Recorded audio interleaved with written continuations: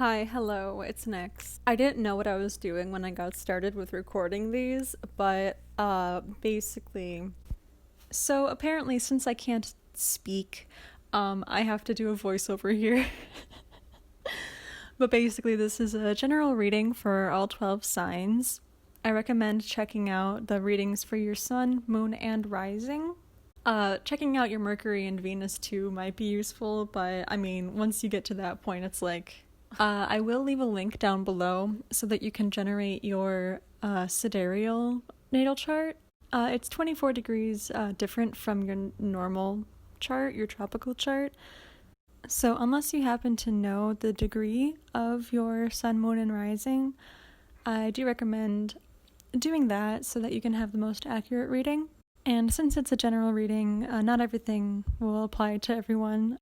I hope that this is able to help you at this time. And feel free to send this to anybody who you think might benefit from it.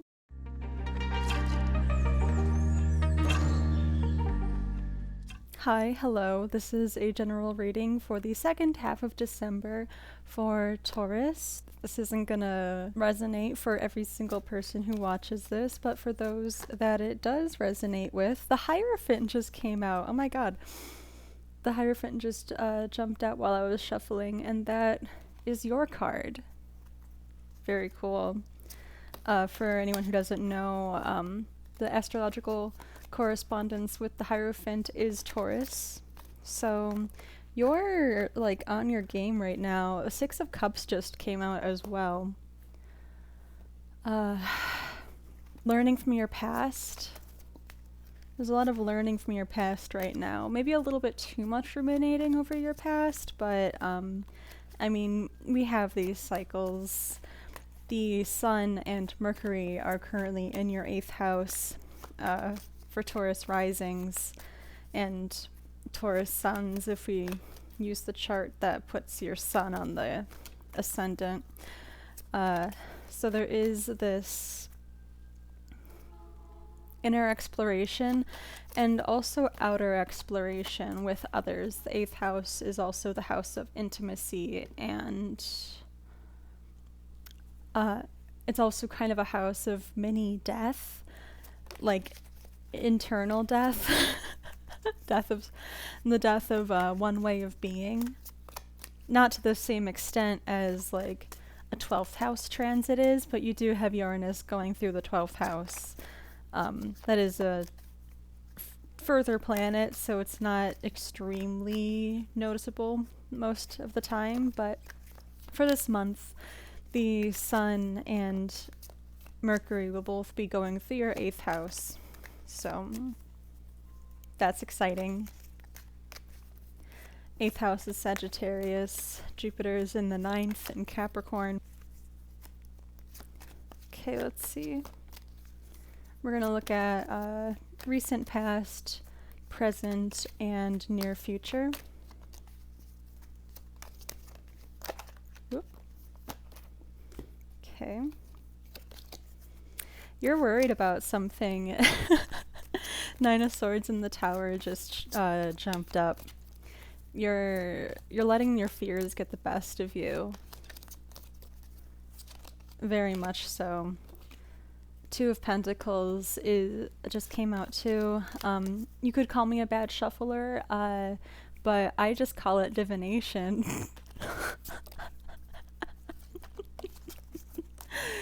There's changes going on in your like physical mundane reality, and it's kind of shaking you. You're not what is that?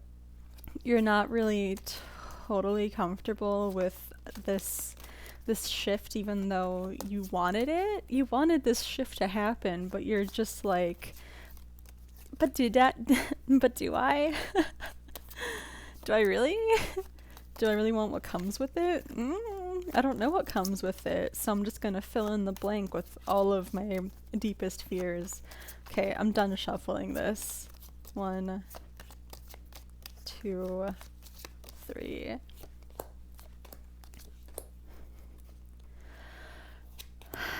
Recent past, 3 of Swords. Present, Knight of Wands. And future, 9 of Cups. Recently, you have, let me first show you the Hierophant and the Six of Cups that just came up for you, and the Two of Pentacles. I love the Six of Cups. You have the Fairy Queen joining you for a tea party. Yeah, there she is. And the Two of Pentacles. And yeah, so for the recent past, we have the Three of Swords.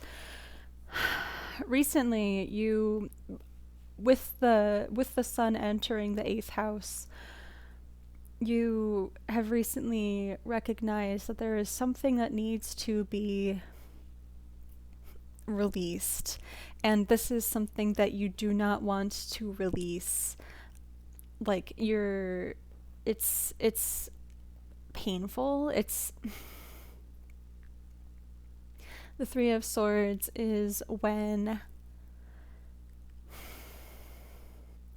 I feel that the Three of Swords is the moment when we finally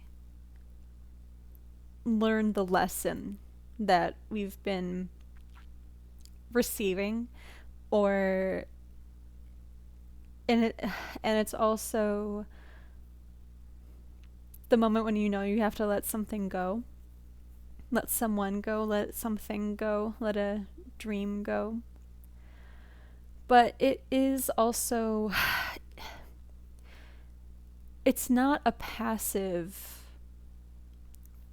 The Three of Swords is, it's this mental and emotional anguish that we experience, but it is like the self-directed anguish, if that makes sense. So like the Three of Swords is when you finally let yourself cry over something that has been bottling up inside you, or when you realize like that something just isn't working anymore and it's time to drop it. Not drop it, but you know. It isn't a card of complete defeat. It's not necessarily as heavy or strong as the Ten of Swords, where it's just utter decimation. You've reached rock bottom. There's no way, it's nowhere else to go but up. The Three of Swords is like a mini version of that. Three of Swords is pruning away the things that are impeding our growth. I recently heard someone say in a video, like, they were quoting somebody else, and it was like a director who said that you have to kill your, no, I don't think it was like your babies. It was like you have to kill your darlings or something. Like, if you filmed something for a movie, like if you're a movie director and you filmed something and you just absolutely love this scene, but it doesn't actually have a place in the movie, in the final movie, like, you just gotta let it go. Like, you might love this, but it's just not relevant. Right, so letting go of what isn't moving us forward. It can involve a separation. It can be a temporary separation, but it can also be like completely cutting someone or something off.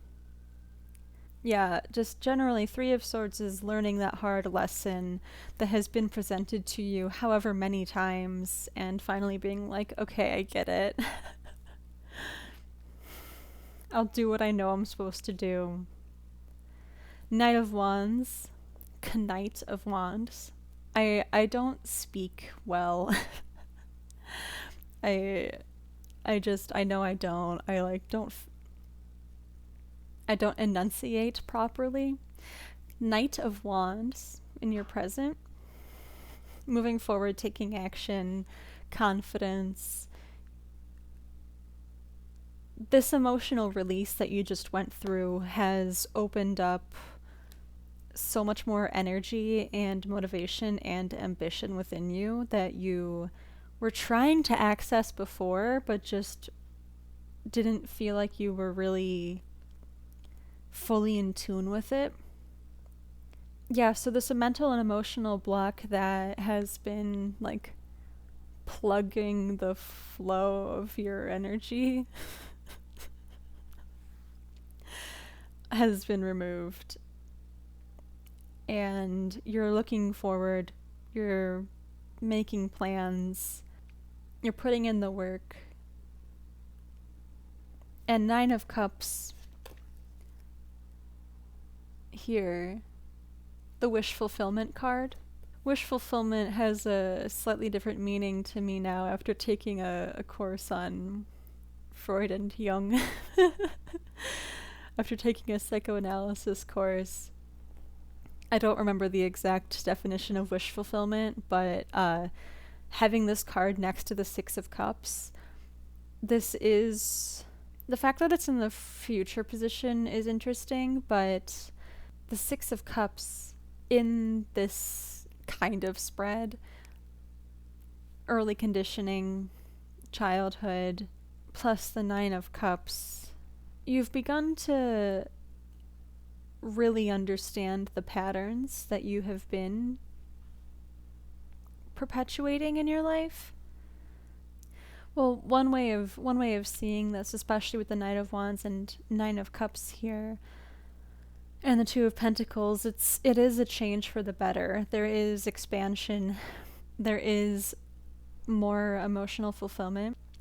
You're in the process of gaining new knowledge, and through this process you are coming to understand, you're discovering and eliminating and replacing limiting beliefs that you hadn't really noticed before, beliefs that were helpful before but no longer are helping you, or maybe even beliefs that weren't helpful before but you just didn't realize that they were beliefs and not reality. Discovering these previously fixed beliefs is creating space for you to, I don't want to say manifest, because I try to avoid the woo-ness on my channel as much as I can, because I love practicality.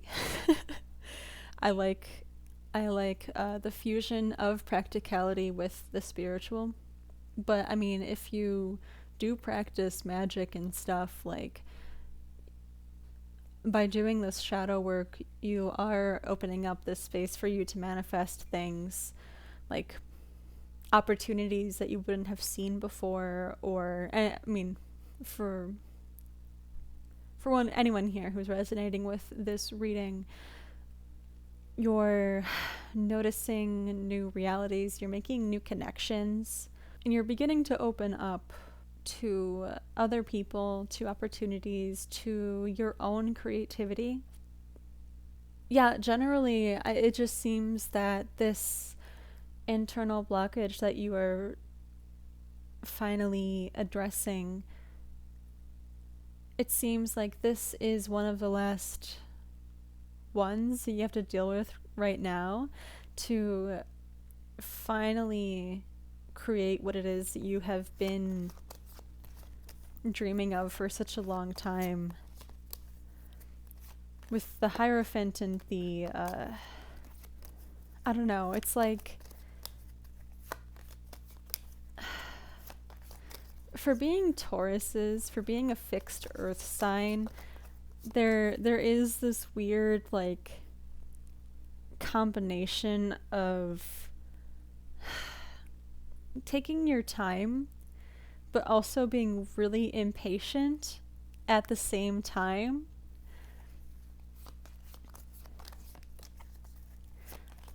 And it can show up as aversion to hard work, but I think it's also just because it's hard to know what steps to take, especially if you're doing something a bit out of the ordinary. Four of Wands just came out while I was shuffling. Your support system is growing, new people entering your life, laying down a new vision.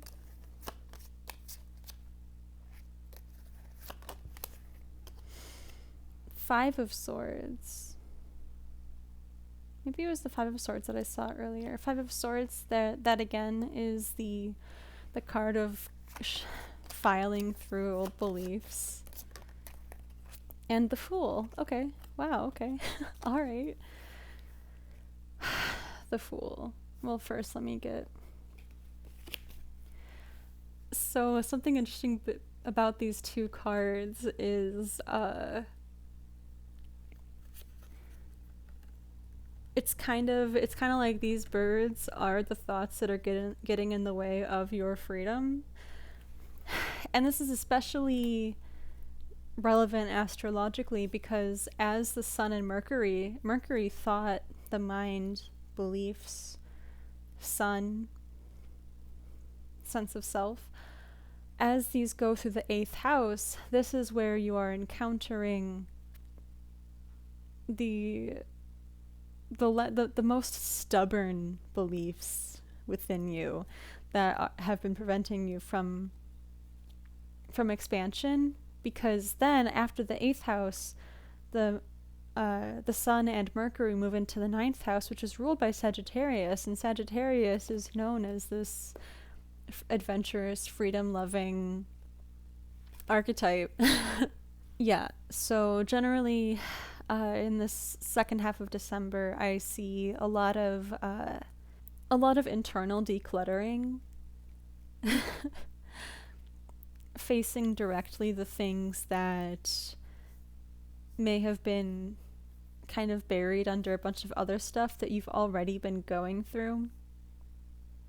Especially with Uranus going through your 12th house, that more prolonged state of reevaluating your unconscious mind and bringing light to this unconscious mind and what lies within it. Continue to go within, see what no longer needs to accompany you on this journey of yours, and continue to build up your support group.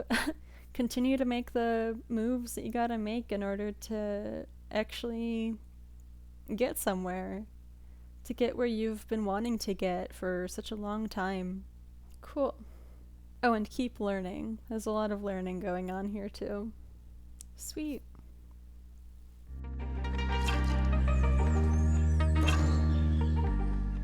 Hi, hello, Virgo. So, as I shuffle this, I have this here. So I'm seeing the Sun and Mercury have recently entered your 4th house. 4th house representing... Oh, and they'll be here for a month, so that's why it's like relevant now. The 4th house represents our upbringing, our childhood, our... the 4th house is the... I can't think. I just can't think right now. The Magician just fell out of the deck. Very cool, very cool. Alchemy. The Magician is able to bring new things into being. The Magician takes a bunch of different ingredients together to make something else. The Magician alchemizes what they have. The Magician can turn shit into gold. And just generally, I feel in this reading, since Sun and Mercury are in a pretty magical house, the 4th house connects us with our roots, both with our upbringing and our parents, but the 4th house also extends back into our ancestry as well. Transmuting generational wounds. Oh, 4th house, parents, reparenting. What else just came out? Queen of Cups, 8 of Pentacles, and Page of Cups. Page of Cups. 8 of Pentacles. Queen of Cups. Yeah, you are going through a period of transforming, exploring your emotions, knowing what it is beneath the surface, staying grounded and like working hard at exploring your emotional realm, your emotional depths without rationalizing them or even pathologizing them, just meeting them, seeing them, understanding them for what they are. You are working hard at emotional mastery. And like I was just about to say, the Page of Cups and the Queen of Cups and the Eight of Pentacles, I see that entirely as reparenting, remothering, refathering. It is this synthesis of, I'm seeing learning how to self-nurture, for fourth house nurturing, domestic stuff. Ten of Pentacles just came out. It looks like by the end of this, maybe not by the end of this month, because Eight of Pentacles is here, and that does involve a lot of kind of long-term hard work, but like as you continue to work on this, as you embrace your emotional needs, and as you begin to provide for your emotional and physical needs, you will begin to experience new levels of abundance. And I'm not talking specifically about money here, because I don't know what your life is like, but just feeling more whole, feeling like there is enough time, energy, resources in general to take care of your needs. It seems a lot like a lot of grounding work, and that's such a loose term here, because there is like emotional grounding, receptive, nurturing, self-parenting, where there is a balance of discipline and just tender love and care. Shit, what was I saying? There's just this sense of wholeness and balance, and a higher level of gratitude that you feel for just like everything, allowing more into your life, not just material things, just allowing more into your life. You finally get your recent past, your present, and your near future. 1, 2, 3.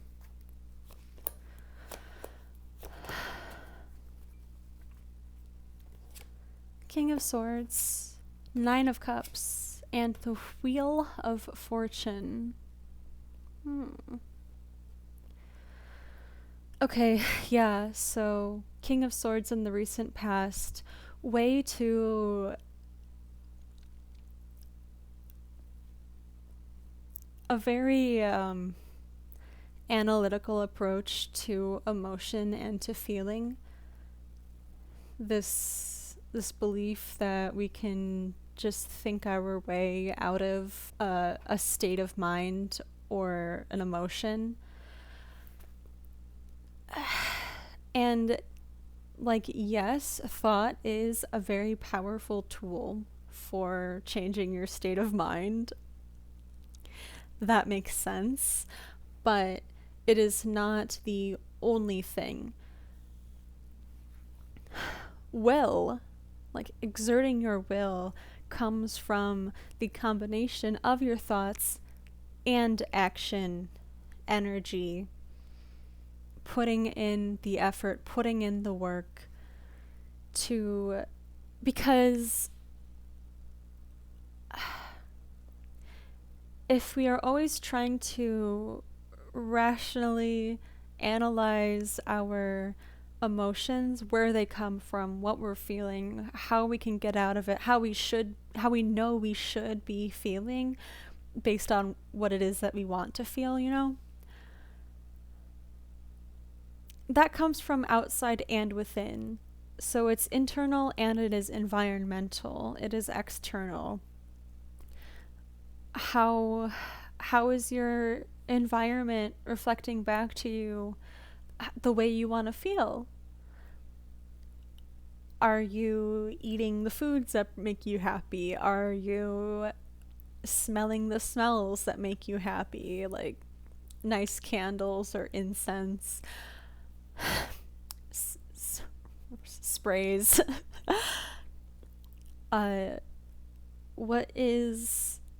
What's the mood of your environment like?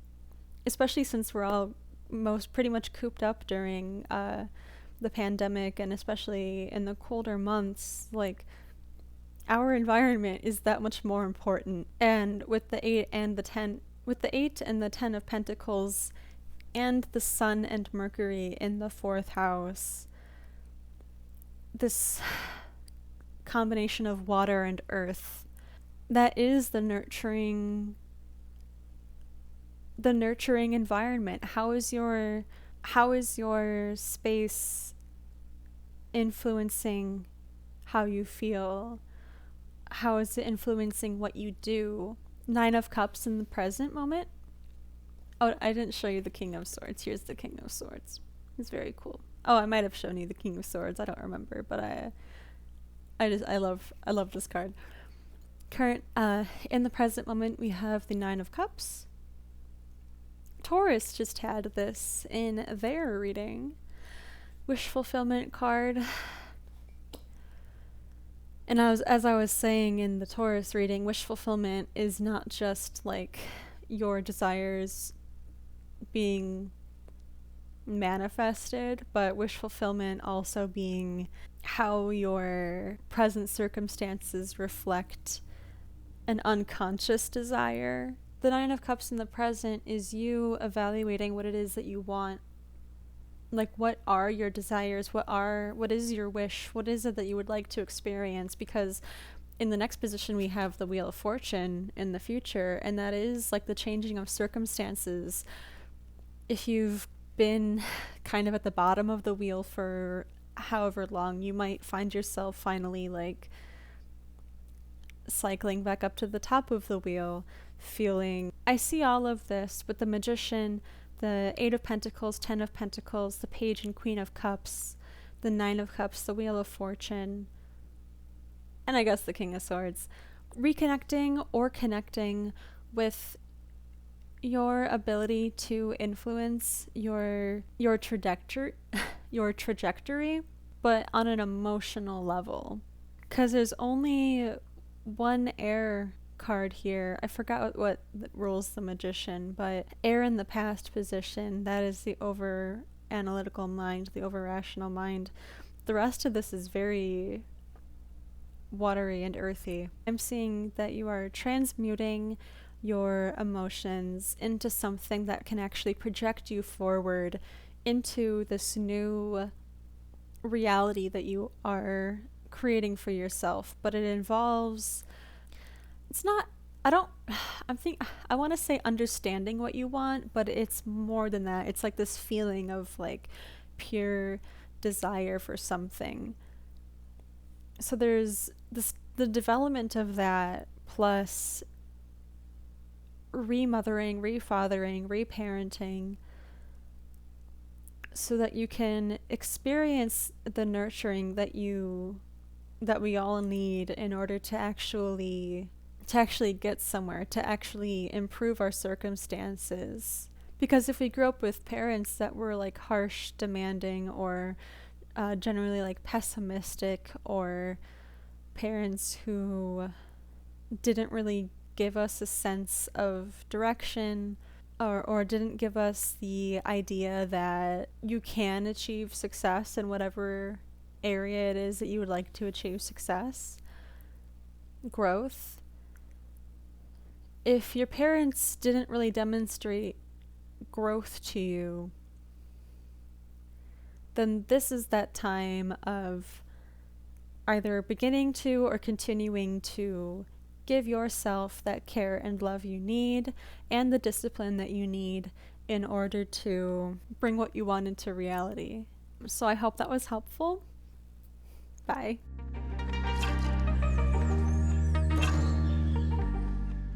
Hello, Capricorn. It's a general reading, so the message may not be relevant to all of you, but I hope that you can take what you can from it.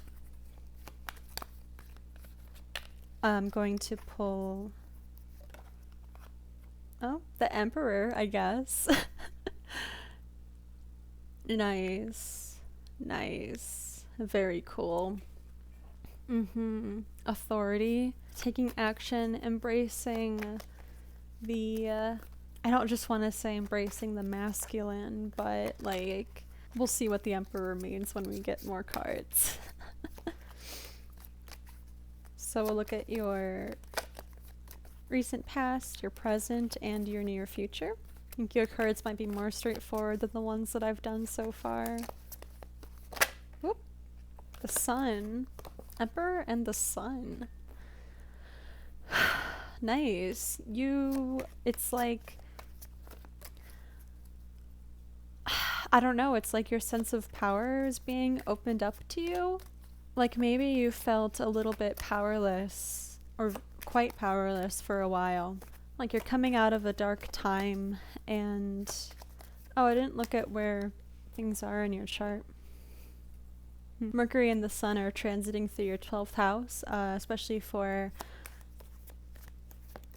Capricorn risings. It's like right now you might still feel like things are pretty bleak for you, like things might feel a little bit hopeless, or they have been for a while, and you are sorting through things internally that you haven't really looked at in a while, but you are finding a lot of power in it and figuring out like what you can do with that. It's like there's a lot of this deep inner work where you are reinstating this sense of authority over your life with the Emperor, rather than feeling like pulled by all the tides, you know. Oop. Damn, the 9 of Cups again. What? 9 of Cups again. 6 of Pentacles, 5 of Cups, and 9 of Cups. Those all fell out. They're not the ones that I'm gonna put in the past, present, and future positions, but 6 of Pentacles, 5 of Cups, and 9 of Cups. Learning to accept help, or being more generous. 1, 2, 3. In the past, the Lovers. In the present, the 3 of Swords. And in the future, the King of Cups. You're just all over the place, aren't you? Okay, so I see Saturn and Jupiter are transiting through your first house. Saturn and Jupiter very much being the Emperor and the Sun. Okay, so in the recent past, we have the Lovers. Very lovely. Okay, so I'm seeing that in the recent past, there is a decision that you made. Whether you made this decision based off of what you knew to be best, felt to be best, or whether it was something that you had to choose. This decision is, you knew it was going to be a pretty difficult decision to make, and now you're dealing with the emotional impact of it with the 3 of Swords here. And with the 5 of Cups as well, showing up in the cards that spilled out of the deck. Five of Cups is that emotional loss. So it might have been, and with the Lovers here, it might have been a breakup. So it seems like you were in a position, or you're currently getting out of a position, or considering like how you can change it. A position of powerlessness, of giving too much, or being the one taking too much. It's like you tried to fulfill these expectations that you placed on yourself because of your parents, because of what you think is the right way to do something. Things that might have kind of looked good on the surface but weren't emotionally fulfilling. And having made these decisions from a place of powerlessness, essentially, because even though you might have made these decisions because like you thought that you wanted to follow this prescribed path for you, or whatever, it's like you're finally getting comfortable taking control over your own life direction. You are getting in touch with what you personally need emotionally, and there is sadness, even letting go of something that hasn't been like the best. There is still kind of like an emotional attachment to it, especially if it's a person. Like there is that embracing the void that will be left by that thing or person. There is this emotional and mental pain, this sense of loss, this sense of having to let go of something that was like fine. It was okay. It seems like you probably would have been okay with it, but really if you had continued on that path, you would have just lived like this empty life devoid of actual happiness and pleasure. And you are getting in touch with what it is that you really want, what really makes you happy. But not just that, being okay with letting others down by going for that. Being willing to alter your reputation for going after what it is that you want.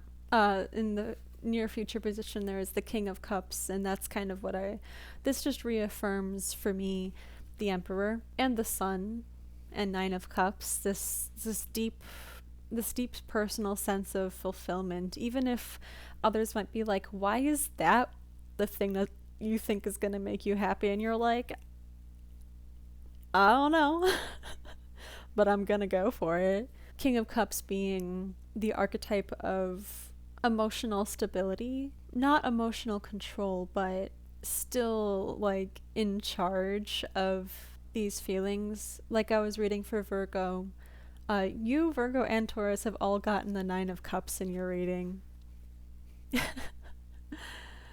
And that really is just getting down to your core desire. The King of Cups doesn't feel like they have to satisfy other people's emotional needs just out of a sense of obligation. The Six of Pentacles here.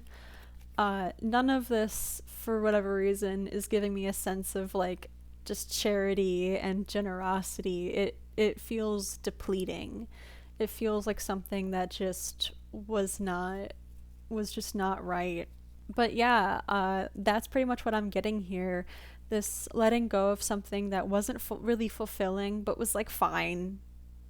But it wasn't something that you really wanted to continue to invest emotionally or materially in. Dealing with the emotional fallout of that, dealing with the pressure from other people or the pressure you think that other people have on you. Taking control over the direction of your life, taking control over what you do, not feeling like you have to please others, make others happy. You're like, I'm done. I'm doing my own thing. It is me time.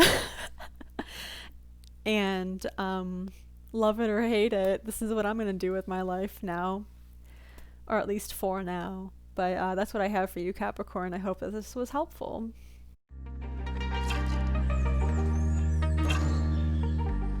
Hello, Cancer.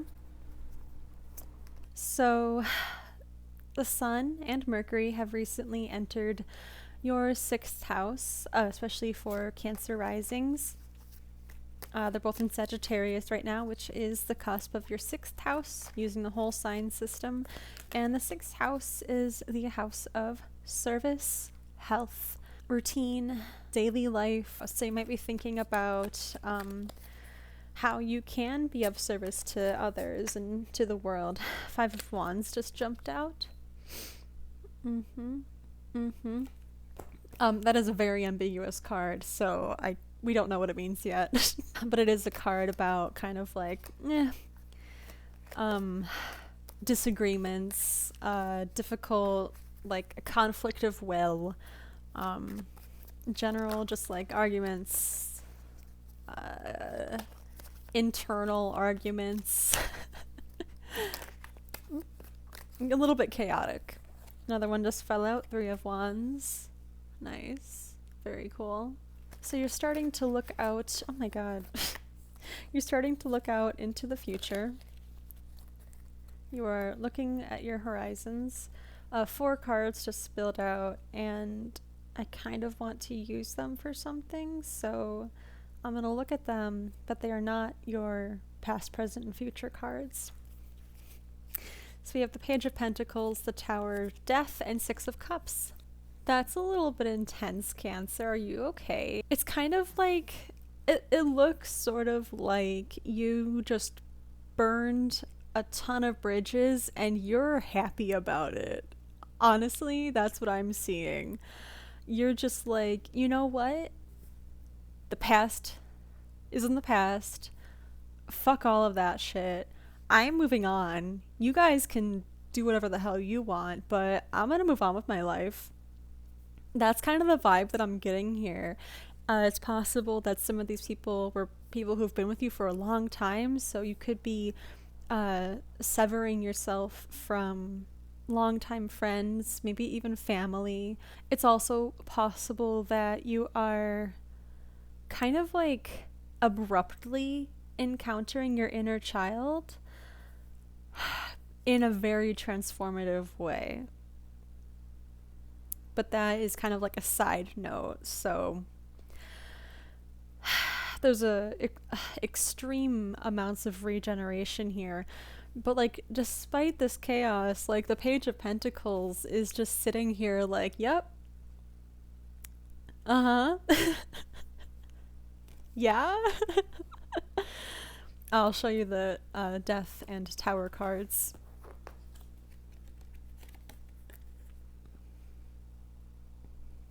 Yeah. Okay. I think for some of you, with the 5 of Wands here, this might apply more for the 5 of Swords, but it kind of looks like you have finally just said what you think. That's it. Okay, so past, present, future. Let's see what's actually like what it is that this is referring to. Whoop. 3 of Pentacles. Starting brand new. Not brand new, but like with the 3 of Wands here and the Page of Pentacles, like starting from the ground up. Really, like, whether or not this bridge burning was intentional, it's like, well,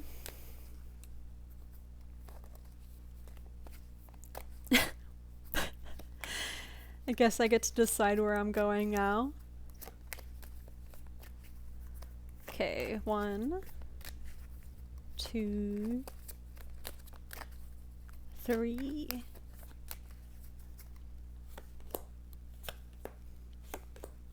Five of Swords. What'd I just say? What did I just say? Yeah. What I just said. Finally speaking your mind, putting your foot down, being like, you know what? screw you, screw all of you. Page of Wands in the current position. This is, damn, Cancer. You're really going for it. This could also all be happening internally too, like confronting the inner monologue, the inner bully too. It could just be that. Page of Wands, you're just, oh my god, I love this. I'm loving this energy. And future position, Five of Pentacles. Okay, so the excitement of the chaos is still kind of like coursing through you, and it seems like soon you will be encountering like the feelings that do come after this, like you pretty much knew what you were getting into when you started this path, or soon you're gonna kind of like come down from this high of this sense of freedom that you have now, and there might be a little bit of regret. You might realize that there's more that you let go of than you originally thought. It wasn't just that person or that thing that you let go of, but it was also what they were kind of like providing to you emotionally, financially, energetically, whatever. So there is that void is going to show itself and be like, what are you gonna put in there, huh? But like this makes sense, like I would probably be a little bit concerned if you just continued on this like space of this high place of like victory and celebration. Like there was loss. The Tower, Death card, Five of Swords and Wands, like yeah, so that might kind of push you to try to rekindle some of the things that you ended, or replace them with things that don't actually serve you. So I would caution against getting into something quickly. Like Three of Pentacles, Three of Wands, Page of Pentacles here. Like you're at the small step stage with whatever particular thing this is. So it would be important to kind of take in your horizons, prospects. Take it in, but don't necessarily act on it yet, especially if you're coming from a place of lack. Like if you are feeling unloved, I would caution against attaching yourself to the next source of love, because as much as it was these previous people who were just draining you and dragging you down, as much as it was them, now you have to deal with the inner stuff. The inner stuff that magnetized you toward these people in the first place. And I'm not saying that in a victim blaming way.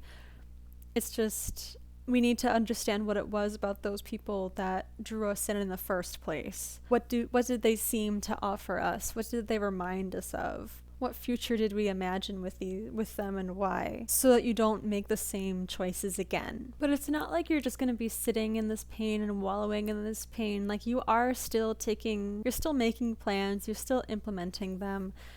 You're still like, your vision for the future is wide. But there is like kind of in the background, when you're not busy, the sense of emptiness. And you will need to address this emptiness, see what it is that you feel like you are missing, and find a way to provide it to yourself. Unless you have been overgiving, then let others give you these things. I mean, for some of you, it's possible that the bridges that you burned were while you were in a state of pain and self-sabotage.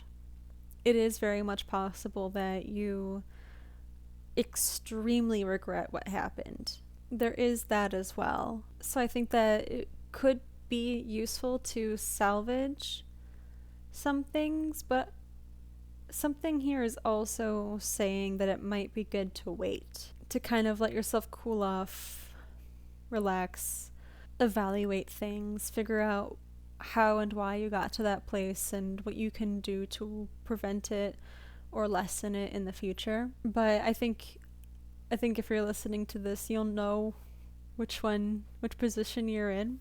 But sometimes, like, we think that we lost something or someone wonderful, but only come to realize that they really weren't for us in the first place. And it's like, well, you dodged that bullet. So maybe some of them I wouldn't get too sad about. But yeah, that's what I got. The bottom card is the Queen of Pentacles. So a theme with a lot of these readings is coming into your own power. And Queen of Pentacles, like, she wants her space. So I hope that was helpful. Thanks for being here.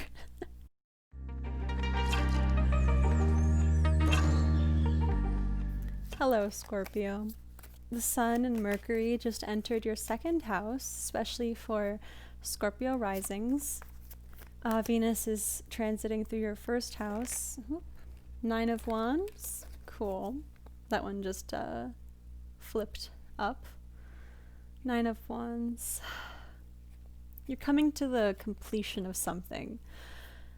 It's kind of like the Nine of Wands I read as typically as like reaching that point in an endeavor. Two of Cups.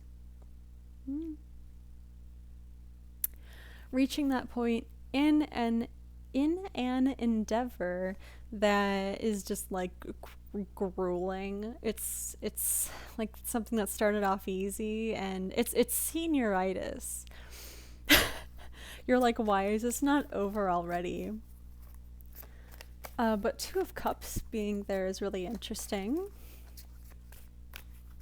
You could be frustrated that like all the inner work you've been doing, all the healing that you've been doing with regards to relationships, it's like getting to those last stages, especially with Venus in the first house. So it's like you've been re-examining the way that you approach relationship and friendship in the first place. And Nine of Wands is like, why have I not fixed this already? And realizing that there is still more work to do. Two of Pentacles reversed, but here's it upright. Feeling unbalanced. If you've been doing the work and you've been single, it's during the relationship that you actually experience the tests.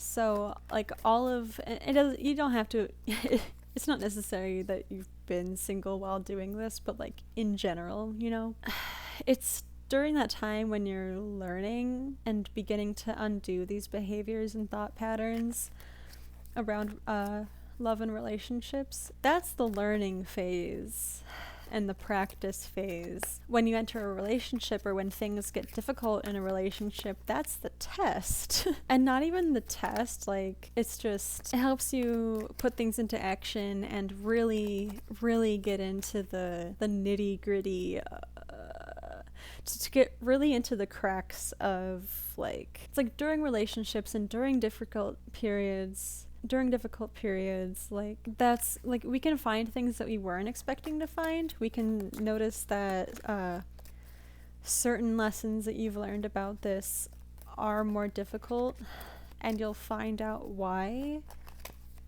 That's vague, but I think, I don't know, I feel like you know what I'm saying.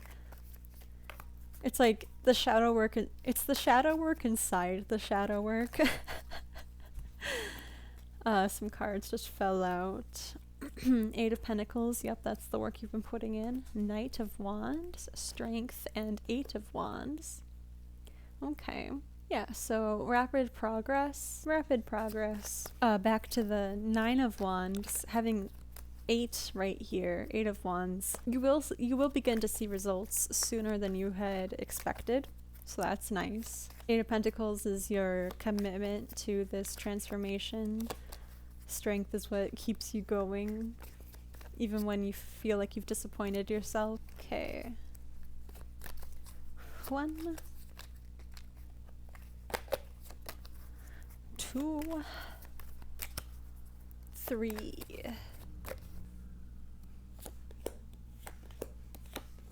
Ten of Pentacles in the past, Wheel of Fortune in the present, and the Devil in the future. That's exciting. A very cool parallel, just want to share. Look at that. Do you see that? That's so cool. Look at that. Neat. What does it mean? Oh, the Knight of Wands and the Nine of Wands also have a very similar image.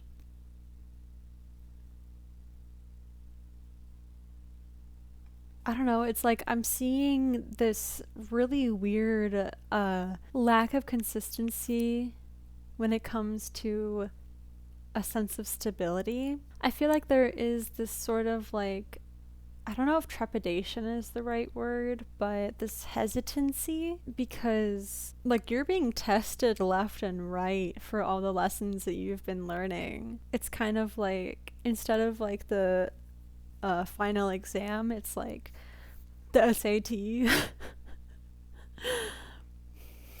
Okay, so the top card of the deck, because this is just giving me like internal chaos.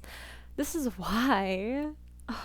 Okay, so we got the Two of Swords, refusing to see what's right in front of you. Like I just said, a hesitation to move forward with someone or something because you just feel like you can't trust the longevity of it, or like the worth, or like you can't tell if it's like really worthwhile. With Ten of Pentacles in the past position, kind of the Devil in the future, it's like this refusal to see what's right in front of you, like this refusal to see the blessings that you have been given. I don't see any cards about suspicion, and of course I would talk about suspicion with Scorpio, but something in here is giving me the sense of like lack of trust in others, in yourself, in the circumstances. So you're just deciding not to make a decision. You're deciding to just kind of sit there and try to let fate run its course. But are you really going to be happy with that outcome? I'm just seeing a lot of inner conflict and also a lot of inner strength. The Strength card, of course. Here's the Strength card. The Devil in the future. And there's 3 different cards in here that have a heart hanging on a string. Do you see all that? Like, the Devil's holding on to this heart. It's kind of trapped in this cobweb. There's this one right here, and it looks like maybe the person with the swords might be kind of thinking about like cutting it down, claiming it.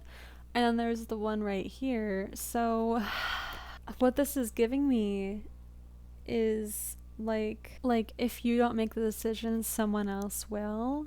Or there could be this desire to end something with somebody. I don't know, I'm getting like lack of self-trust.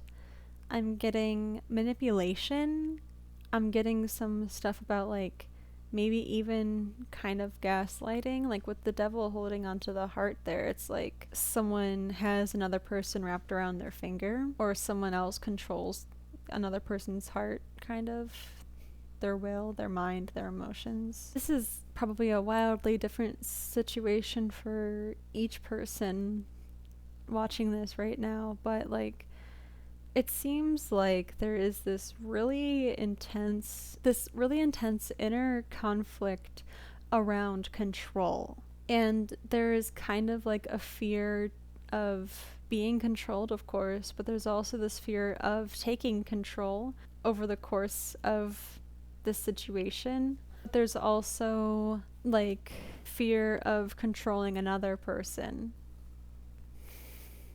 Like you may, for some of you, you might be struggling against feeling the need to control situations, to control other people in order to prevent getting hurt. And for some, I don't know, there's just this sense of being trapped. There's also a lot of change happening, but there is And there's a lot of standstill. I hope that this is making sense for at least somebody. I might not just be looking at this. I might just be a terrible reader.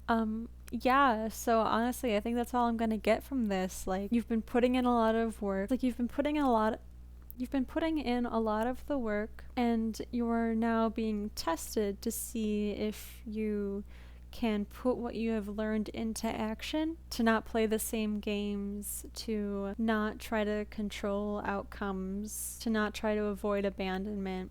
But there is also this inner conflict where it's like, well, I can't control this outcome, so I might as well just not do anything at all. Maybe some uncertainty about what it is that you can and cannot control. But if you just let fate take its course, you might just end up in the same situation again. So it's about striking that balance between going with the flow, surrendering, and also directing. So I hope it made sense to some of you.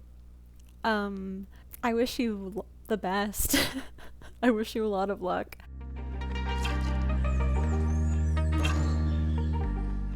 Hello, Pisces. So the Sun and Mercury are in your 10th house. The 10th house is about reputation, status, authority figures, career, like vocation, what you're known for, also kind of like your guiding something, you know? Like you're kind of, it's one of the houses about our purpose, so that's exciting. Oop, 9 of Swords. So there's some fear here. There's some worrying. There's some overwhelm. Okay. 1, 2, 3.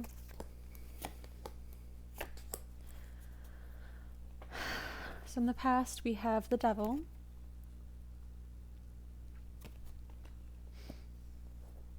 Present we have Ace of Cups. And near future we got the Wheel of Fortune.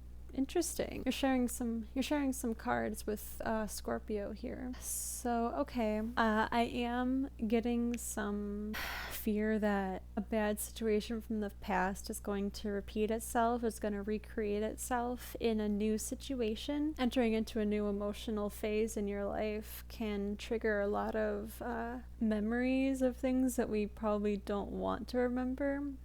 So like, I mean, with the 9 of Swords and the Devil here, it's like hypervigilance, seeing red flags where there aren't red flags. Just pulled another card, the Empress. But I mean, like, there is this kind of sense of hesitation, suspicion, but not suspicion, just like worry and fear. It's kind of happening in the background. It's not really like constantly bothering you, but it is something that kind of like rears its head every once in a while, because in general this looks really optimistic. Like, it's kind of like if you allow things to go well for you, they might go well for you. I want to clarify the Wheel of Fortune. Wheel of Fortune always needs clarification. But also in general, it's like recognizing our own patterns and things as well. So there could also just be fear of ourselves repeating things that we perpetuated. Page of Wands. I'm seeing this sort of opening up, this reconnecting with your inner spirit, just letting yourself feel alive again. For a while, you were really in it. It's almost like you're not sure if you're actually free yet, you know? But just the more that you stay in it, the more that you allow things, like the more that you allow yourself to relax. The Devil represents bondage or addiction. So I think, like, with the 9 of Swords here, Ace of Cups, Wheel of Fortune, Empress, Page of Wands, like, I'm getting this sense of peace and vitality and energy and expansion, but there's also this fear that we will regress into previous vices. But there's a lot of creativity here, and not necessarily like artistic creativity, though that can be the case. It's just, I think, learning that you have more authority over your life than you have felt. So you're kind of like learning to feel comfortable with that. The Empress can also signal remothering. Same with the Ace of Cups being in there, like a new emotional cycle, a new emotional state. There's this really interesting thing happening here that's giving me this idea of like miscommunication. So you see how the Empress is like creating this sort of vortex and releasing butterflies into it, but the other person is seeing like the inside of a tornado and a bunch of like crows in there. So like one is about life and joy and the other one is about doom.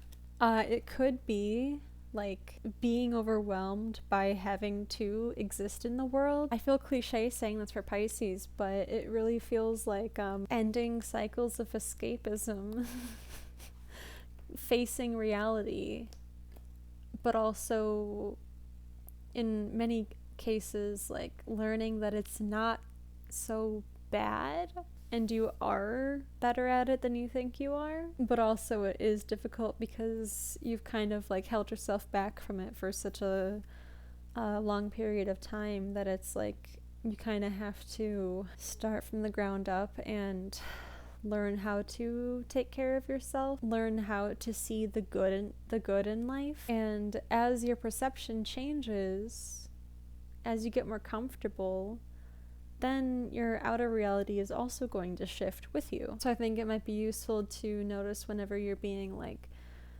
pessimistic or expecting the worst in situations, to present yourself an alternative. Create optimism. Create joy wherever you can. Find the beauty in situations. Like at certain times in life, it's the little stuff that keeps us going. So that's what I have for you, Pisces. You're gonna get good at this in no time.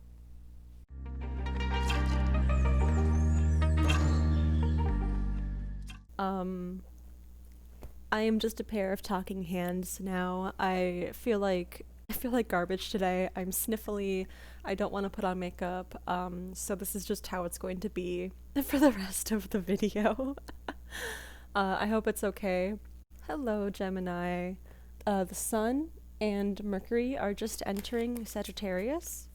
The Sun and Mercury are just entering your 7th house. So there is a focus right now on relationships, how you relate to others, how you see yourself through others. Oh, interesting. The Emperor, cool. Someone else just got the Emperor. Is it gonna focus? Is that the best we can do? There's the Emperor. I'm figuring this out. Okay, Emperor, 7th house. Possible that you are finding more. Oh, 8 of Wands. It's possible that you are getting better at exerting yourself within relationships, or it's also possible that you are the one who has to kind of pull back in a way from how you relate to others. Ooh, 5 of Wands. Yeah, that's quite possible. It's quite possible that there's been some miscommunication or imbalance in some way. 7 of Swords. Oh my god. It seems like there might be something coming out soon. Something that one of you was keeping from the other person. And I can't say for sure if it's something like serious. It could just be feelings. There are no cups here yet, but it's possible that it has to do with feelings or like underhanded ways of getting your needs met. That's always possible. 2 of Wands just fell out. Okay. Different directions. There might be some disagreements about how to move forward in life. If you are with somebody, it could be that one of you wants to go one way and the other one wants to go another way. It seems like your vision is not aligned. Or maybe maybe one of you is making moves in like career, education, or just wants to see the world. I mean, your 7th house is Sagittarius, so it could be you. Or you could just be attracted to people who are just a little bit unavailable. It could be that someone has been keeping their plans from the other person and I just don't know how to talk about it. You could have already had this conversation with each other, or it could be something under the surface now. Okay, so let me get your past, your recent past, your present, and your near future. 1, 2, 2, 3.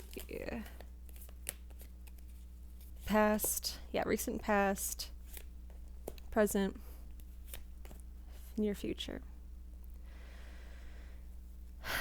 Yeah, so it looks like one of you recently had an opportunity offered to you that you just kind of couldn't pass up. It could be like an opportunity, like I said, with work or school or something else, or it could just be circumstances. It could just be that something has changed, like maybe there wasn't really a way to go around this change that has to happen. It does seem like there is some opportunity has shown up for one of you that you just couldn't pass up, and it's something that is not more important than what your relationship is right now, but you might see relationships as something a little bit more temporary, particularly Gemini rising and Sagittarius descendant. Life is a adventure. You know that you can't just like expect things to always stay the same, and you can't expect relationships to always stay the same, but there is this emotional power that's also showing up here. That's the cups I was looking for. And again, this could be the other person, but you know what you want. You know what you need to do to get there. And if the other person wants to come with you, that is their prerogative. Whatever does happen, things are going to work out. It is possible that there might be a separation for an amount of time based on just what's viable at the moment. Queen of Cups here with her arms out like this, and also the Emperor together. There is this sense of equilibrium, despite like the fleeting nature of the 8 of Wands and the 5 of Wands and the kind of like the secrecy, deception of 7 and the visionariness of the 2 of Wands. Despite all of this activity, you know in your heart what it is that you want to do and what you need to do. And it is just, for some of you, this isn't going to be an extremely heartbreaking separation if it does end in separation. You might have just met this person, or maybe things were already kind of like not really working very well. It might actually kind of be a relief for some of you. What's at the bottom of this deck?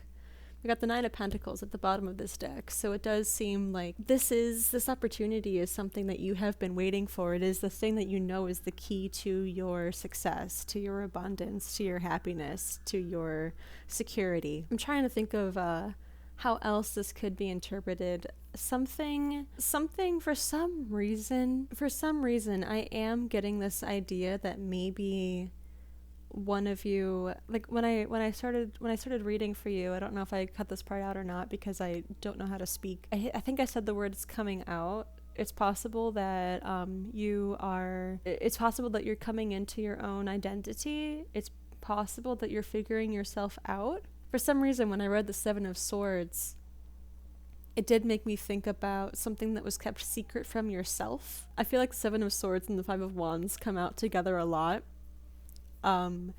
Where it is kind of like that. I have trouble discerning, I have trouble kind of separating the 5 of Wands from the 5 of Swords. It's a very similar energy, especially when the 7 of Swords is here.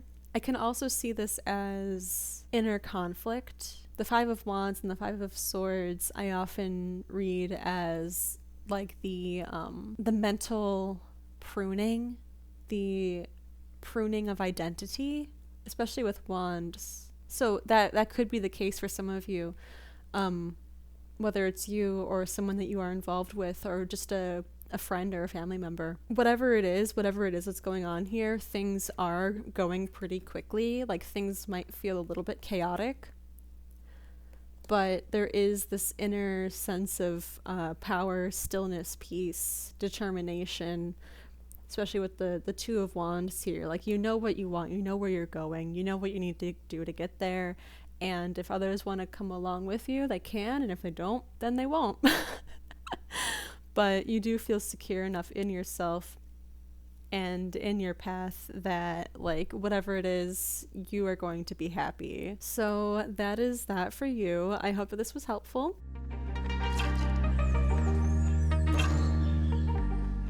Hello, Libra.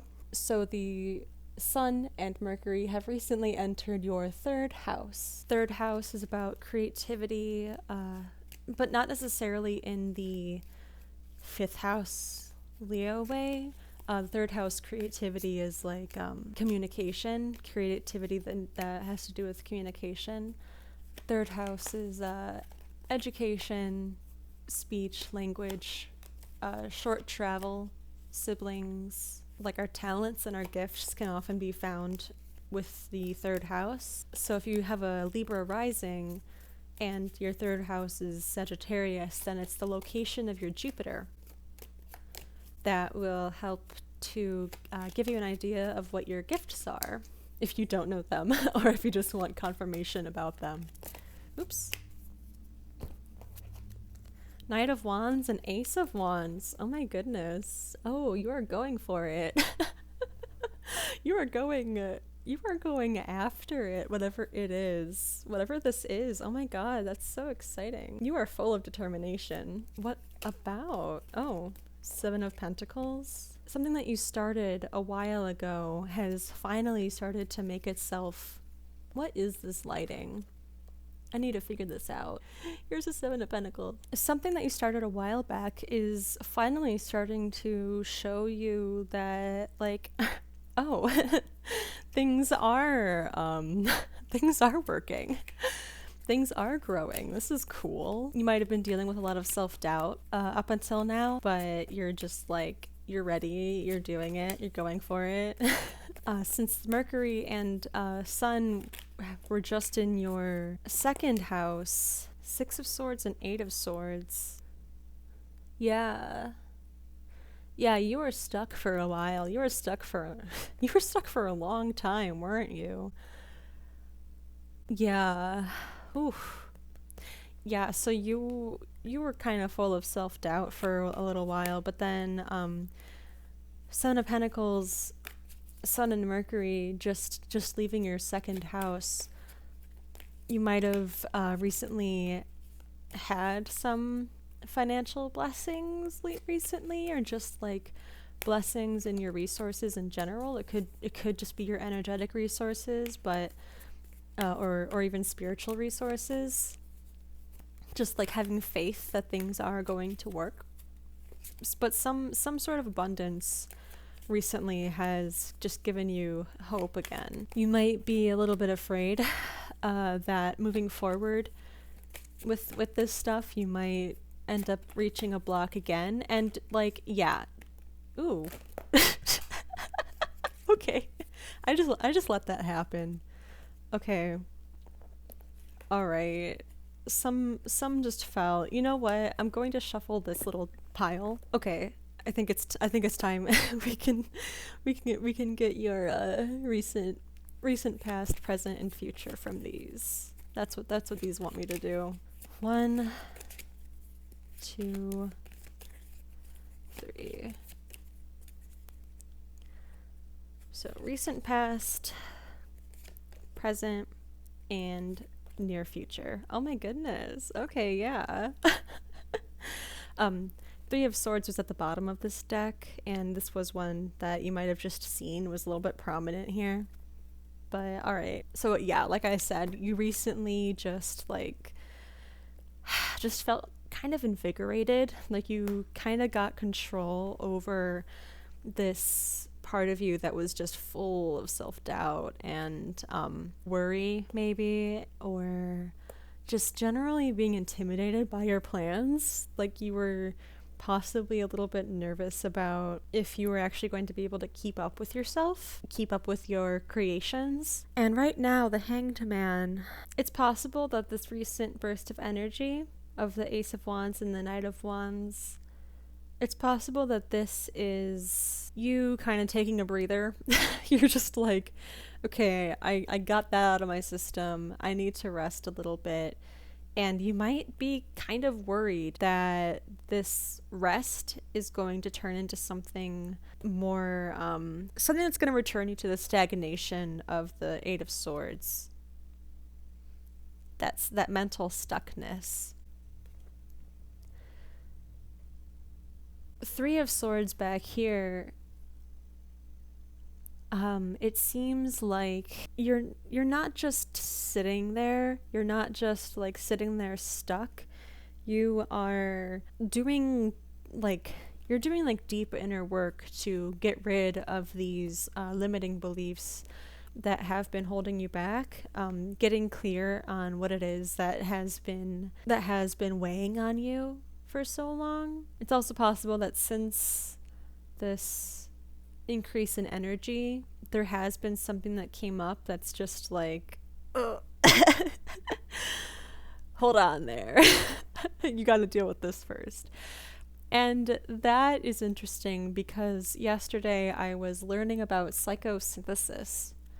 It's kind of like psychoanalysis, like Jungian psychoanalysis, but like a step further. And I've been talking about this a lot. Like learning about this stuff yesterday confirmed like the readings that I just did about the ideal self. But with psychosynthesis, you identify what it is that you would like to become, who it is you'd like to become. But then the closer you get to identifying that and the closer you get to experiencing and embodying it, old things come back up to be cleared out. So these two cards together, the Three of Swords and the Hanged Man, this is kind of like that emotional clearing out. It's also kind of Hanged Man's surrender to spirit, possibly finally with Six of Pentacles here and the Seven of Pentacles, finally feeling how supported you are. It's this really interesting balance of freedom and stillness. Sometimes the Hanged Man can kind of show up as like someone who is just like bound, tied up, and suspended. Kinky. But I feel like in this case, they're almost more like an acrobat. And yeah, the Six of Pentacles here, it's like when you start to give more, you start to receive more. And now that you finally have this energetic output, the blessings that you're receiving are going to come back tenfold, so to speak. I can't say that like it's going to be exactly like that, but you are going to start feeling more motivated, more expansive, more capable. You're going to start feeling more confident in what you have to say, what you have to give to other people. You're finally going to start getting the feedback that you need in order to keep going. I want a clarification, just for fun. We got the Page of Wands. Yeah, okay. We don't need clarification. You are in your element. Like, you are embodying yourself. You are in touch with your spirit, what it is you are here to do. You are tapped in, essentially. Like, things are aligning because you are putting in the work, and you don't need to feel bad about any lack of work up until now, because it just, in that gestation period, is kind of how I would call the Eight of Swords. I like to reference the Wild Unknown deck a lot because it was my first deck, but also the imagery for the Eight of Swords is just one of my favorites. Here is the Eight of Swords in the wild unknown. And what I love about this so much is how this butterfly is in the chrysalis, and like it's ready to go. It's no longer inside its actual chrysalis. Like the chrysalis has either broken or become clear, or whatever it is that the process is. I forgot. Doesn't matter though, but like you can see the wings, but it's still just kind of like bundled up here. I think in the interpretation book that came with the deck, it's saying that like the butterfly thinks that it's kind of like the Two of Swords, where the obstacles aren't exactly as big as you think that they are, but then again they also could be. They also very much could be, especially the way that it's depicted in here. Like this bird is not in a good spot. There's skulls of other birds around it. Like, oh my god, I'm going to get stuck here. Oh shit. But you're not there anymore. There might be that kind of fear that you will end up in that spot again, and like that is the creative process. That's just how it is sometimes, and you don't need to feel bad about it. Now that you're putting in this effort and you're getting this feedback, you are going to be carried. You're going to be carried by this feedback and the support that you're given by others who are being blessed with your gift. They're going to help inspire you too, because the more that you put out there, the more ideas you get, not just because it's coming from you, but because other people are giving you more ideas. You know what I mean? Like how content creators will ask their following, like, hey, what do you want me to talk about? What do you want me to do? Or people will just give ideas, you know? So whatever creative space you're in, like that is what's happening for you right now, and that's a really exciting thing, and I'm so happy for you. So I hope that was helpful. See you later.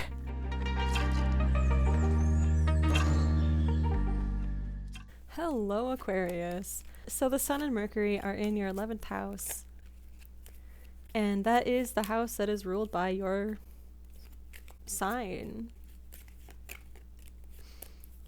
11th house, community, group efforts,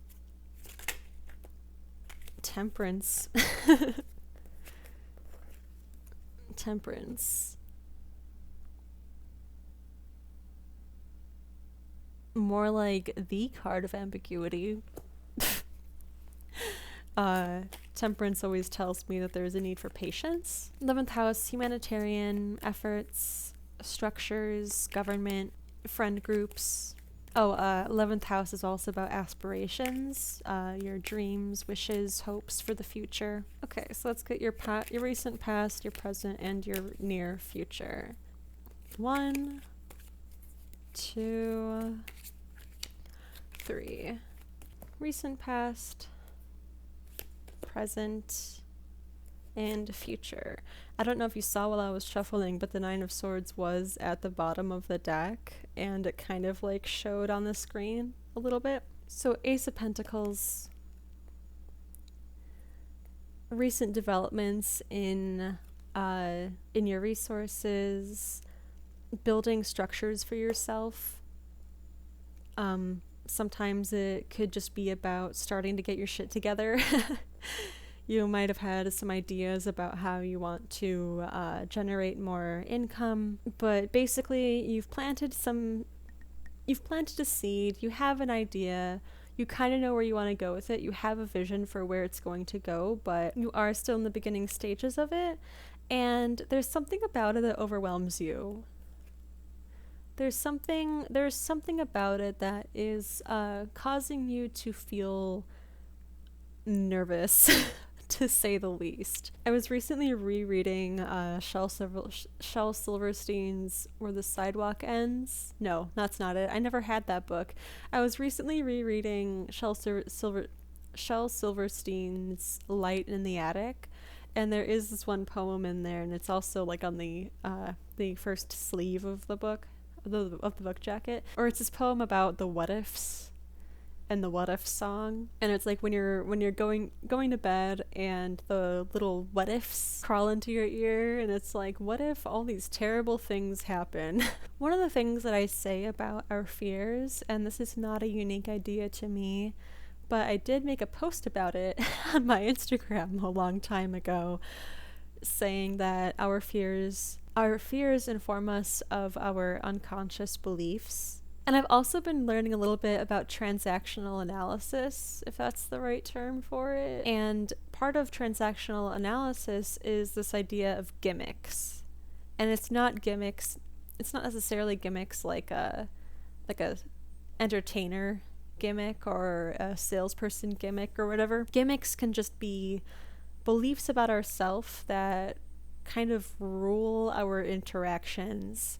They're beliefs about ourselves that other people can use against us, like kind of manipulate us based on these things. So if one of your gimmicks or your beliefs about yourself is that you are a reasonable person, then you might kind of let other people walk all over you. If like you might want to give, like, if you think that you're a reasonable person, but your definition of what reasonable is skewed, you might let people walk all over you, or you might give people the benefit of the doubt too many times. I don't know how accurate this is for an Aquarius,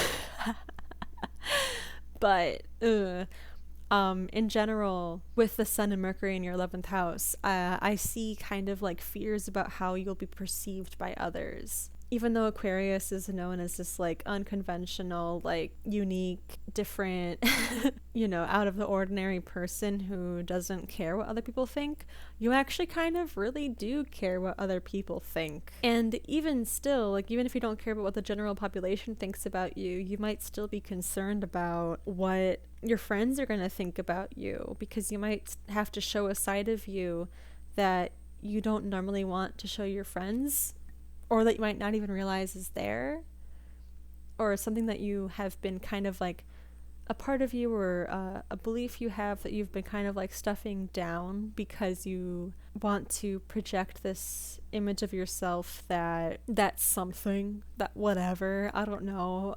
you might have an idea of what it is, but I do kind of get this feeling that there is this concern about how the people's perception of you is going to change. But that's just one way that I'm seeing it. I might clarify this because no other cards fell out while I was shuffling for your reading.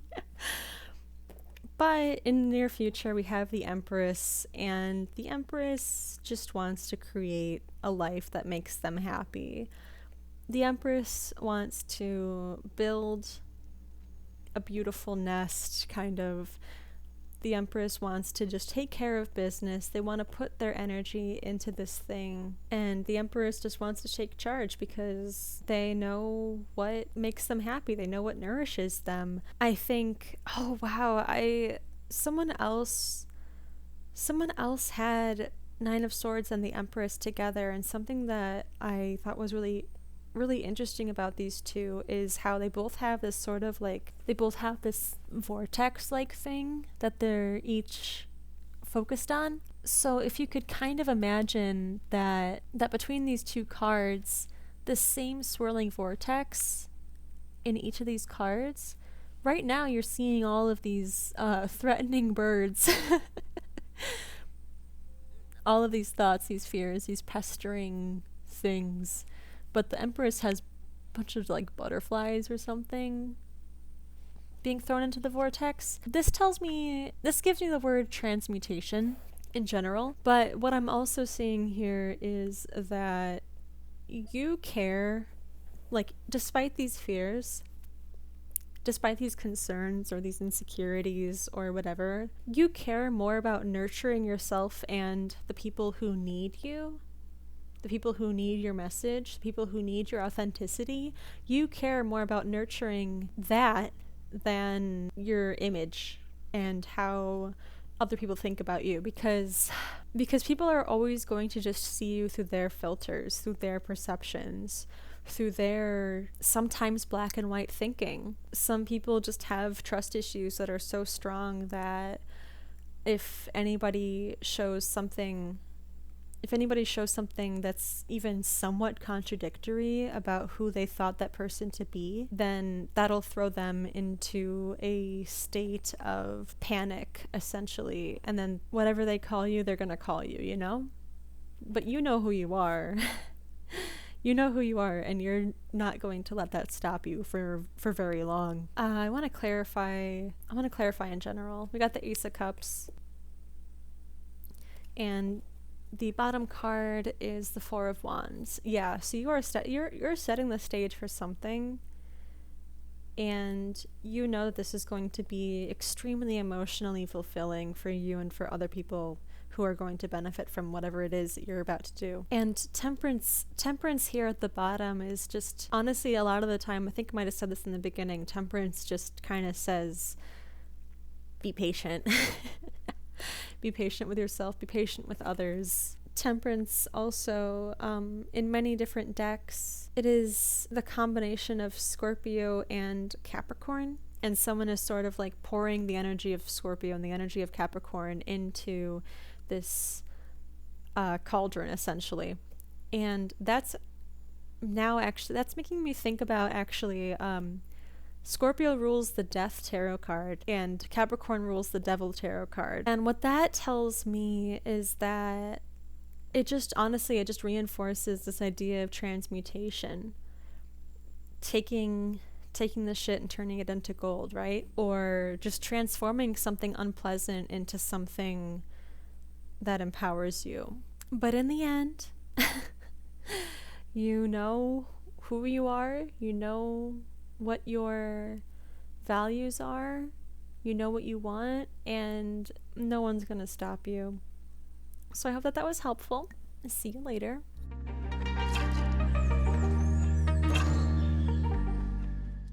Hello, Aries. So the Sun and Mercury have just entered your 9th house. 9th house, spirituality, religion, higher education, foreign travel. The Empress. Oh, 2 cards. The Empress and Temperance. That was just part of Aries' reading, but it's interesting that they would fall out, so we're gonna keep them here, but I don't want to try to interpret them yet. This is what they look like. I will figure out a way to create this setup. 9th house, foreign travel, except maybe not right now. Depends on where you are in space and time, though.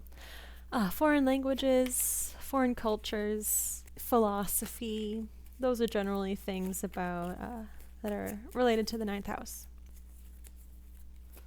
Oop. 7 of Cups. And Page of Pentacles. Okay. So you're solidifying an idea. You're like, you have something that you know you want to do.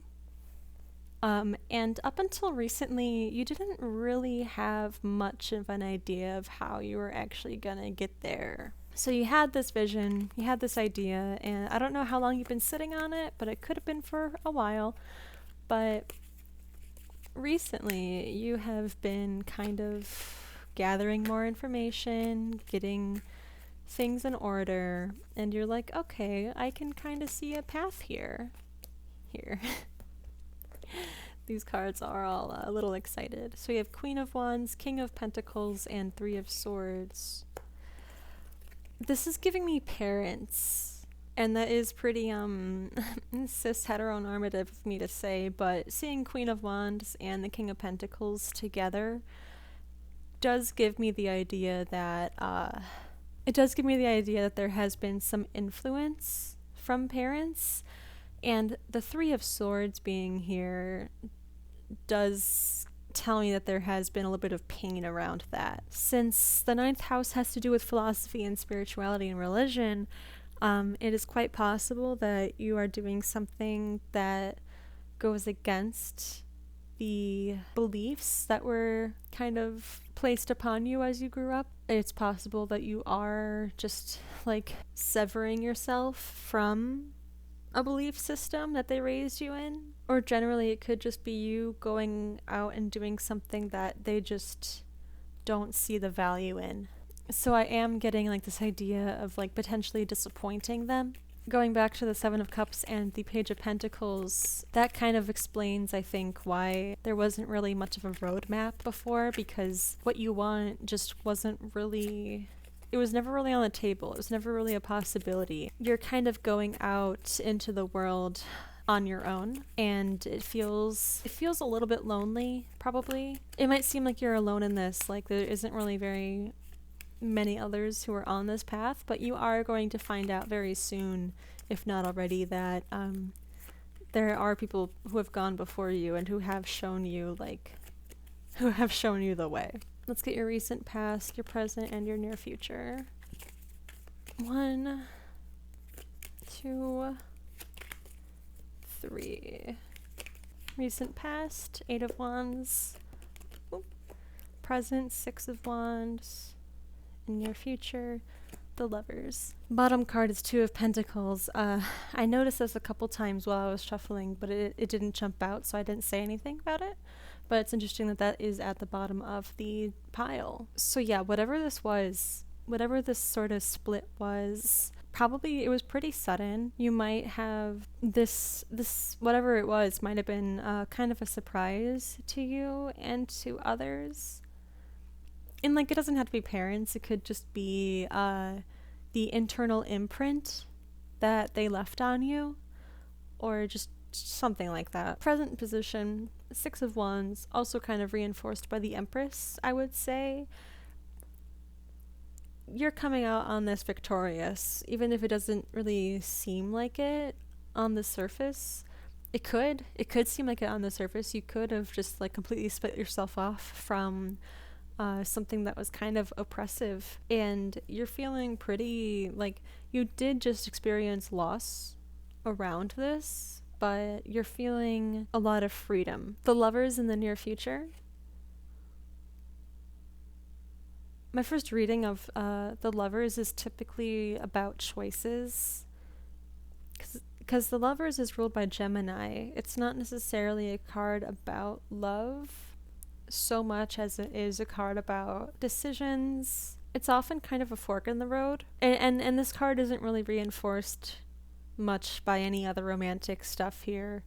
Like there's very little to do with romance here, but underlying the Lovers is this sort of like soul connection between you and another person, or you and a path, you and a new belief system. I want to clarify the Lovers. Oh, and like I said, at the bottom of the deck was 2 of Pentacles, and 2 of Pentacles is about change. 8 of Pentacles. Yeah, Jesus. 2 of Pentacles is at the bottom again. Oh my god. Oof. Okay, yeah, 8 of Pentacles, just reinforcing the Page and the Empress and Temperance here, juxtaposed with the 8 of Wands. So it's kind of like maybe the dust has settled, or maybe the dust is currently settling. It depends on your situation. In general, this is you putting in the work, you putting in the effort. Something that just came to mind is like applying to grad school. That is very 9th house, and it is like putting in the work and the patience and the effort into something that you're also going to have to continue to wait for, because I don't know how long the acceptance process is, because I have not yet applied to grad school, but it is a thing that might happen. Anyway, you might be a little bit overwhelmed by all the work you have to put into this, especially since it's something that is such a focus, while otherwise you might be a little bit scattered. It's sort of like it's kind of like the dots are connecting. Like Charlie from Always Sunny in Philadelphia and the Pepe Sylvia board. What might have previously been chaos is kind of coming together into a solidified vision and a solidified idea of what you're gonna do. But either way, you're about to put in a bunch of work and you are going to feel very proud of yourself for it. I hope that this was helpful, and I will see you soon.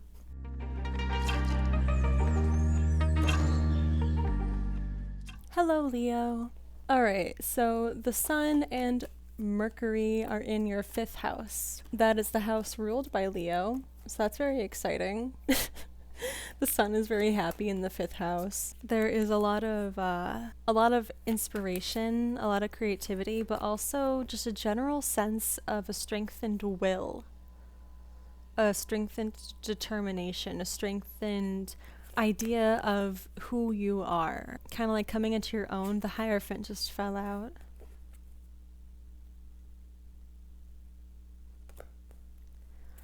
So the Hierophant can mean so many different things, so I'm gonna wait to try to interpret that. But yeah, in general, the 5th house is about creativity, pleasure, entertainment. Gossip just came to mind, though a lot of people would associate that with Libra, but honestly, like, Libra and Leo, drama queens. I don't know if that's the case for you, but whatever. It's also the house of children, the house of play, just the house of chillin', you know? The 5th house is also often associated with business. I don't see this too often, but because that's usually attributed to the 2nd house, but and the 5th house, no, the 2nd house and the 10th house, but I would say that it's a house of business. Many Leos are very, very industrious. King of Swords. Okay. Kind of like the reading I just did for Aries. It feels sort of like you are creating your own truth. And that's so cliche, but it's like you're building your own philosophy. And what's really interesting about these 2 cards is that each of them is holding like this scepter. I don't know, a Gandalf stick. I don't know, but they're both holding this thing, and what it says to me is experience and wisdom. Oh wait, duh, that's an owl. It's an owl. It's not. It looked like a lamppost, but no, that's a bird. Oh, he's holding a sword. Oh, duh. So it's a sword. Oh my god. It's a sword and an owl sitting on the top of it. Hardcore metal. 10 of Swords. Okay. Ooh. Falling out. Breakthrough? Kind of. 10 of Swords does lead into a breakthrough, but it is usually, I don't know, like the 10 of Swords is very tower-like. 10 of Swords is when you're like at your wit's end with yourself or a situation. 10 of Swords being described as like rock bottom, nowhere else to go but up from here. I've taken a lot of notes on the 10 of Swords, and I'm going to go grab that book, actually. So things I've taken note of for the 10 of Swords. I have a quote, "The darkest hour is just before dawn." And for the quote attribution, I wrote Thomas Fuller, parentheses, maybe, and the Shirelles, definitely. If you haven't listened to the Shirelles, I recommend it. Oh, that's really funny. I'm looking at this, but I also like have my own notes. But something that I circled within the actual interpretation given in the book is, if not for drama, what would you focus on? So some of the notes that I wrote were surrender, exhaustion, goodbyes, and loss. The straw that breaks the camel's back, or the stress threshold. It can also be the silver lining and learning from loss and failure. Finding solutions or cutting losses, rising up from the ashes, nowhere to go but up, end/death of habits or beliefs, the end of self-pity, outdated patterns coming to light, seeking guidance or healing externally when needed. That is kind of coming up here with the King of Swords and the Hierophant. And the last note that I have here is that the 10 of Swords just represents the moment when you are willing to let one version of yourself die in order to live a better life. So it's a very Tower death card. You might have recently had a really intense, this kind of gives me the idea of like an ego death. And whether it was influenced by psychedelics or not, it's kind of like that. Redefining who you are, redefining what your beliefs are. For some reason, I'm getting the word addictions in my brain. The word addiction is coming to mind. And it can also, it doesn't have to be addiction to substances. It could just be addiction to things that distract us from living our actual life, like drama, or whether it's our own or other people's. Just things that you do to avoid life. Just distractions, procrastination, video games. Can be substances, can also be love. It could be other people. So let's get your recent past, your present, and what is this? The Hermit, yeah. Oh, okay. That's what this is. Definitely. That's just confirmation of everything that I just said. Oh, wow, I love this. The Hermit is also carrying a light, a torch. And I don't care if this is a bird on a sword. It's still a light.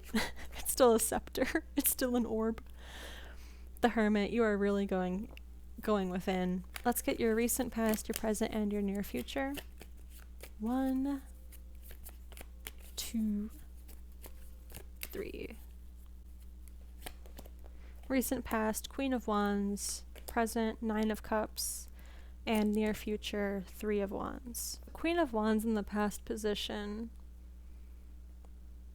makes me think about, well, the first thing that came to mind was like enlightenment through a person, through an experience, through an event. It could have been somebody who was just very passionate and intense. Continuing with this idea of drama, the Queen of Wands likes attention.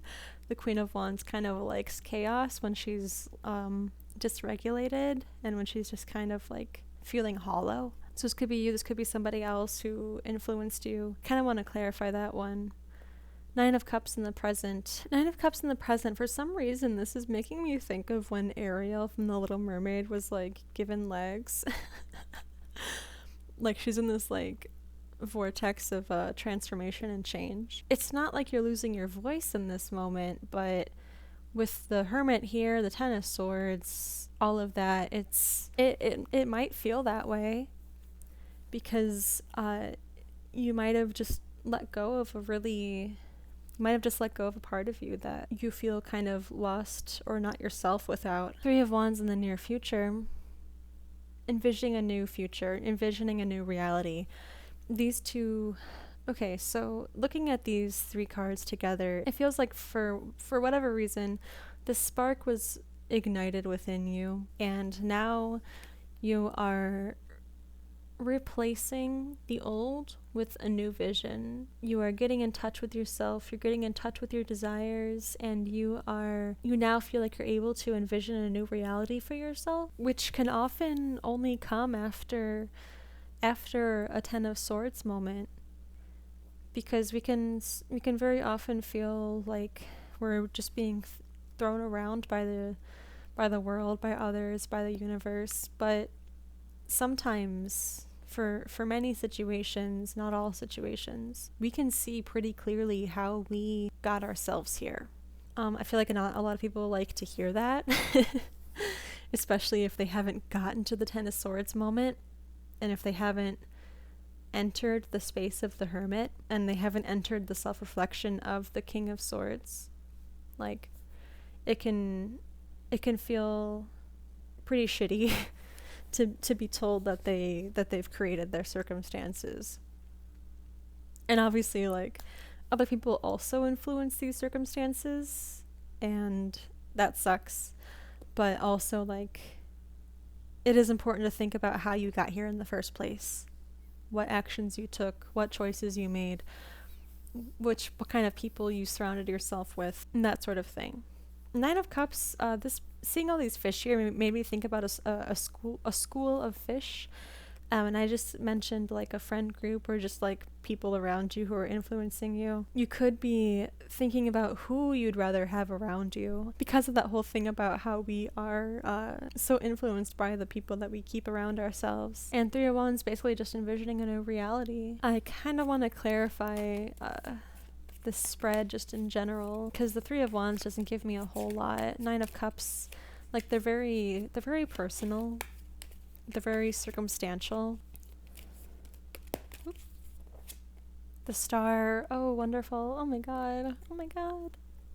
Sorry, I probably sound a little bit out of it, but I need to have breakfast. The star. Oh, yeah. You are figuring out what you want. And you're getting it. You're going after it. You were like, you know what?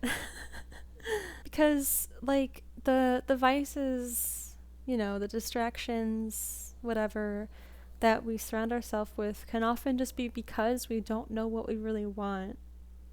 We feel disconnected from ourselves.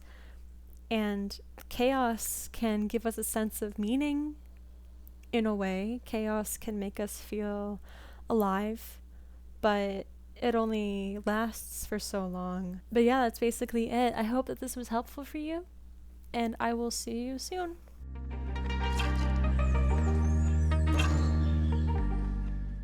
Hello, Sagittarius. So the Sun and Mercury are both in your first house right now.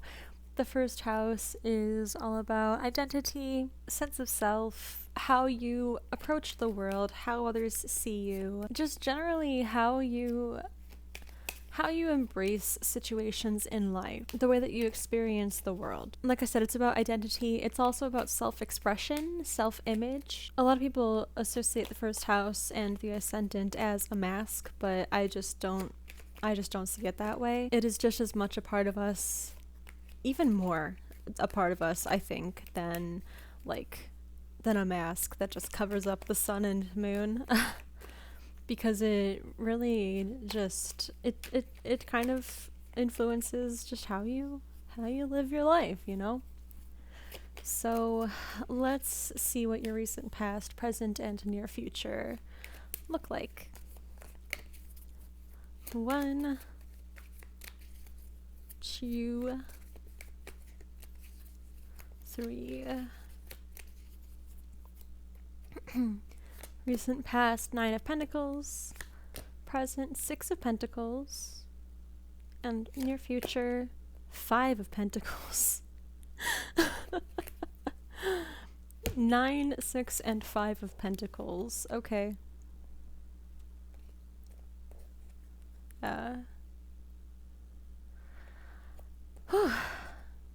Okay. I don't like to go straight into... I don't like to talk too much about, like, money, but, for whatever reason, especially since, for Sagittarius rising, you have Venus in the 12th house right now, and you have Jupiter and Saturn in the in the 2nd house. What I see here, like, if I'm going to read this completely literally, you recently came into more money than you usually have, or more resources, just generally money, energy, resources, whatever, food. 6 of Pentacles, charity, giving and receiving. Something about having this abundance, this wealth of whatever it is, has you really, really eager to just, like, spread it around to everybody. But 5 of Pentacles in the near future, this is returning to the state of lack. So if we're gonna look at this as like something energetic, it could just be that you feel like you have a new approach to life. You feel extremely energized. You feel like you're able to give back in some way. So then you overexert yourself and then you're left depleted. Another thing is you might not be pouring your energy into the right thing. You might not be pouring energy into something that is actually going to give you a return on your investment of time, energy, money, resources, whatever. With Venus in the 12th and Jupiter and Saturn in the 2nd house for your chart, that really is like just generally about abundance and restriction in your resources. Jupiter, Saturn, 2nd house, and Venus in your 12th house. Venus is the ruler of Taurus, which is the ruler of the 2nd house. Venus can be about material things. When it's in the 12th house, this is sort of like self-sabotage through being over generous. So I would I would urge you to think about why you feel so inclined to give so much away. I think that it's important to ask yourself, like, openly, honestly, do I believe that I'm allowed to have this abundance? Do you think that you having stuff means that other people don't have stuff? Because unless you're part of like the 1%, this isn't the case.